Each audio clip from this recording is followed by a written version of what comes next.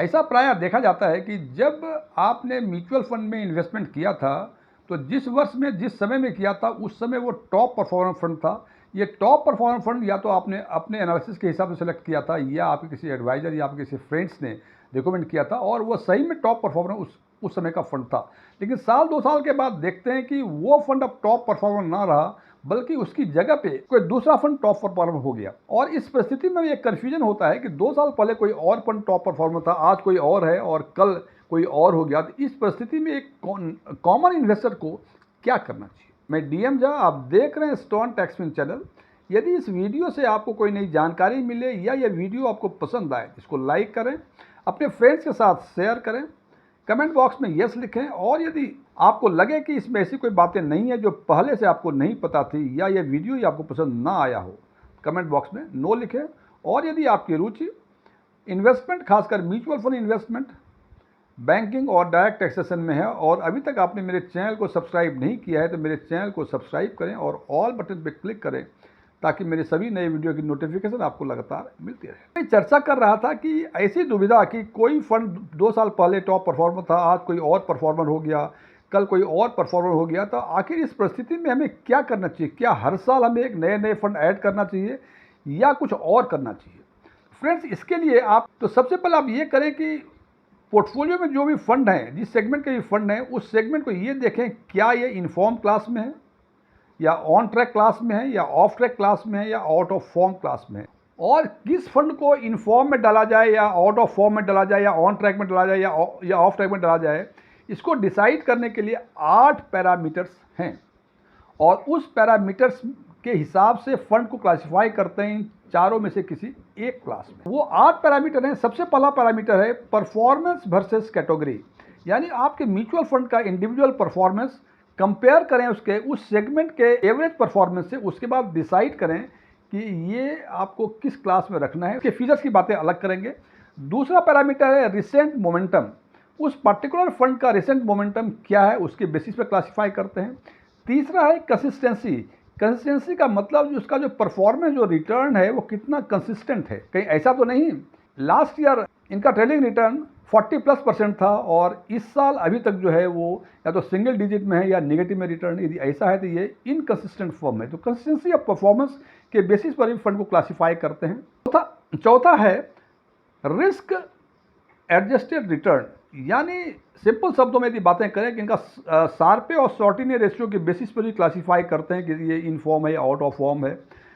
पांचवा है current portfolio health, ये बहुत इंपॉर्टेंट है। हालांकि इसके कई फीचर्स हैं, किस बेसिस पर हम किसी फंड के पोर्टफोलियो के हेल्दी मानते हैं या एक्सेलेंट मानते हैं।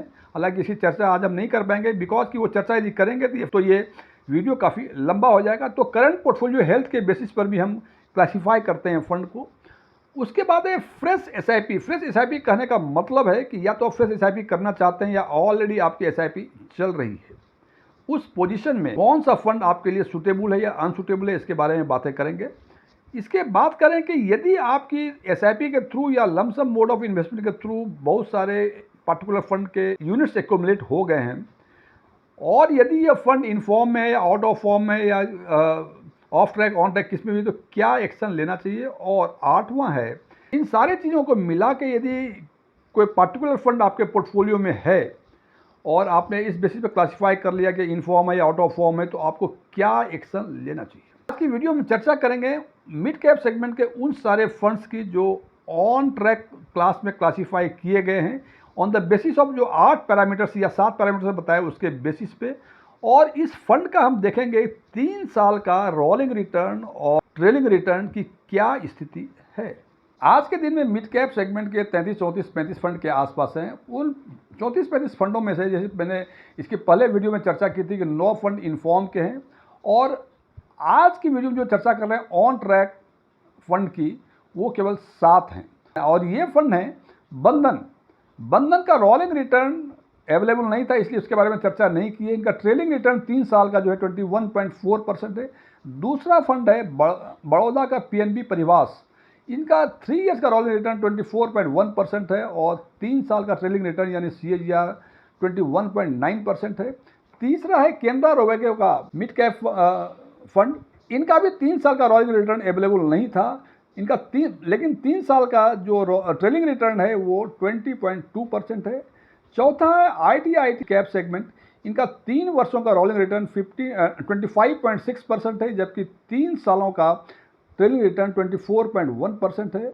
पांचवा है मिरे एसेट का मिड कैप, इनका 3 वर्षों का रोलिंग रिटर्न 24.1% है, जबकि इनका 3 साल का ट्रेलिंग रिटर्न 20.2% है। छठा है सुंदरम का मिड कैप, इनका 3 वर्षों का रोलिंग रिटर्न 26.2% है, जबकि 3 वर्षों का ट्रेलिंग रिटर्न 23.3% है। और सातवां है यूनियन का मिड कैप, जिनका 3 वर्षों का रोलिंग रिटर्न 24% है, जबकि 3 वर्षों का ट्रेलिंग रिटर्न 20.2%। अब आपके मन में एक प्रश्न होगा, मिड कैप सेगमेंट के ये 7 फंड ऑन ट्रैक तो हैं, इन 7 फंड में से कोई भी फंड यदि आपके पोर्टफोलियो में है तो इस फंड को होल्ड करें। हालांकि फ्रेश यूनिट्स एक्युमुलेट करने की जरूरत मुझे महसूस नहीं हो रही है, तो इन फंडों को होल्ड करें और आगे देखें क्या होता है। अब इन सब बातों के साथ आपके मन में एक मौलिक सवाल होगा कि ये 7 फंड ऑन ट्रैक तो हैं जिसको कि हम होल्ड कर सकते हैं, लेकिन ये रोलिंग रिटर्न और ट्रेलिंग रिटर्न में डिफरेंस दिख रहा है। जैसे अब हम देख पा रहे हैं कि सबसे लास्ट में जो लिखा है यूनियन का मिड कैप, इनका रोलिंग रिटर्न 24% है, जबकि ट्रेलिंग रिटर्न 20.2% है। जनाब, ये 3 वर्षों के ट्रेलिंग और रोलिंग रिटर्न के बीच का डिफरेंस करीब 3.8% यानी 4% के आसपास है। तो आखिर हमें जब फंड को शॉर्टलिस्ट करना चाहिए तो हम रोलिंग रिटर्न को बेस माने या ट्रेलिंग रिटर्न को? फ्रेंड्स, इस रोलिंग रिटर्न अधिक ऑथेंटिकेट माना जाता है बिकॉज ये डे टू डे बेसिस पे ये कैलकुलेट किया जाता है, जबकि ट्रेलिंग रिटर्न जैसे मैंने बताया कि 3 साल का ट्रेलिंग रिटर्न है, यानी ये ट्रेलिंग रिटर्न 23 तारीख के डेटा के बेसिस पे है। तो ये चूंकि पॉइंट टू पॉइंट का रिटर्न होता है, तो जिस दिन का रिटर्न हमने देखा उस दिन ये मार्केट ऊंचा रहा या नीचा रहा, उसके बेसिस पे ट्रेलिंग रिटर्न जो है काफ़ी चेंज कर लेते हैं। लेकिन रोलिंग रिटर्न यदि एक दिन मार्केट काफ़ी ऊंचा चला जाए या काफ़ी नीचे चला जाए तो उसमें काफ़ी अधिक वेरिएशन नहीं होता है, बिकॉज उसमें एवरी डे का कैलकुलेशन होता है। सो रोलिंग रिटर्न और ट्रेलिंग रिटर्न में बीच का डिफरेंस का मतलब है कि जिसमें जितना डिफरेंस है वो फंड उतना ही इनकंसिस्टेंट है, यानी यूं कह सकते हैं जिसके रोलिंग रिटर्न और ट्रेलिंग रिटर्न में कम डिफरेंस है वो फंड उतना ही अधिक कंसिस्टेंट है। फ्रेंड्स, मैं फिर रिपीट कर रहा हूं कि आपके पोर्टफोलियो में यदि इन 7 फंड में से कोई फंड है तो उस फंड को आप होल्ड करें। हालांकि फ्रेश एक्यूमुलेशन को अवॉइड करें, यानी आप चाहते हैं कि इसमें इन्वेस्ट कर दें फर्दर तो फर्दर इन्वेस्टमेंट करना अवॉइड करें, लेकिन इसको होल्ड जरूर करें यदि आपका इन 7 में से कोई भी फंड आपके पोर्टफोलियो में है तो। फ्रेंड्स, ये वीडियो क्लोज करने के पहले मैं कुछ डिस्क्लेमर देना चाहता हूं कि मैं कोई म्यूचुअल फंड एडवाइजर नहीं हूं, न ही मेरे पास MFI के कोई रजिस्ट्रेशन नंबर हैं, नहीं मैंने सेबी के कोई एग्जाम इस कॉन्टेक्स्ट में पास किए हुए हैं, नहीं मेरे ऑफलाइन या ऑनलाइन इस पर कोई क्लासेस चला करते हैं, नहीं मेरे इन्वेस्टमेंट या म्यूचुअल फंड पे कोई वेबसाइट है। ओपन डोमेन में जो भी इंफॉर्मेशन अवेलेबल है उसके बेसिस पे मैं आम लोगों के लिए आम वीडियो बनाया करता हूँ। ये मेरे विचार थे, मेरे विचारों से यदि आप सहमत हैं तो कमेंट बॉक्स में एग्रीड लिखें, और यदि आप मेरे विचारों से सहमत नहीं हैं तो कमेंट बॉक्स में नॉट एग्रीड लिखें। Thank you.